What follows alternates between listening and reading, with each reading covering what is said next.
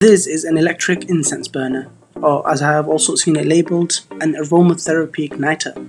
Rather posh. And it's the perfect tool in helping you get rid of any foul smells and odours from any part of your home, or even your car. If you know anything about incense burners, you'll know that they can be a little messy and usually not very convenient. This changes all that. It's electric, so no need for any coal to burn the incense. It's rechargeable, so you can use it again and again without much trouble. And lastly, it looks good, right? A quick look around the box, which has quite a polished look, gives you the feel of an Apple-like unboxing experience with hardly any kind of writing on the outside, just a simple image of the product. It's a box you wouldn't mind keeping around. As usual, you get the instructions with it, one side in Arabic and the other in English. They're well detailed, but the main part you're going to need is the quick start guide right here. It comes with some accessories in this black bag, which is also quite nice. I don't know what material this is, but there's definitely some quality to this bag.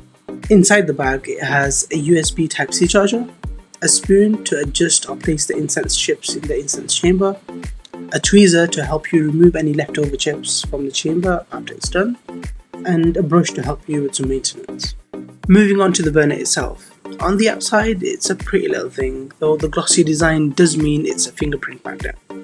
It has a power button here which has an LED light under it, and a port for the charging over here. I like the contrast between the gold and the black. It adds to the premium look overall, almost making it look like a luxury item. Let's also have a look at the incense chips for the burner. Well, they look more like bricks, but let's not get carried away. I have 4 different types and each one has its own aroma. They're made from natural plant resins, and these resins are derived from various trees, plants and essential oils. And as the name suggests, they release fragrant smoke when burnt.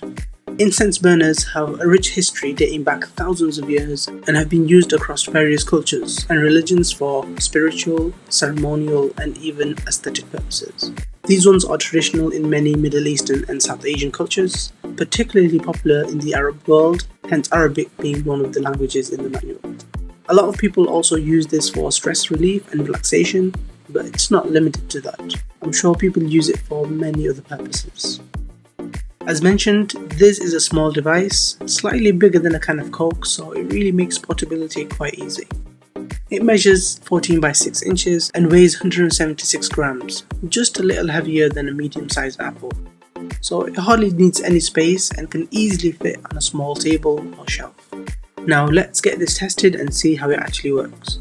Firstly, this golden part at the top called the outlet comes off to expose the incense chamber. There is this metal piece with a spring that is used as a compress to push down the incense, which makes sure it's all burnt right down to the last piece.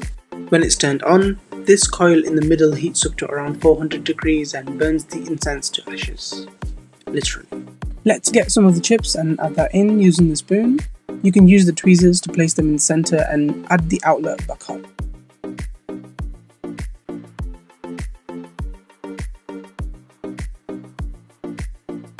And almost instantly, you can see the smoke rising from the top.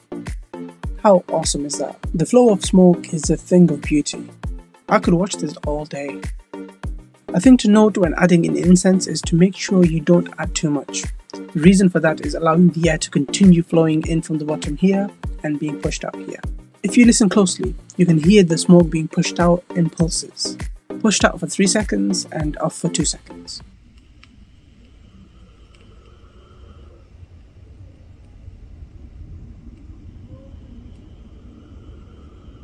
There is a safety mechanism in the burner with a limit of just under 2 minutes of operation, so the burning will continue for 2 minutes and then stop. The smoke does continue to flow for a few minutes after the burner has turned off though, and the chips are usually fully burnt by that time.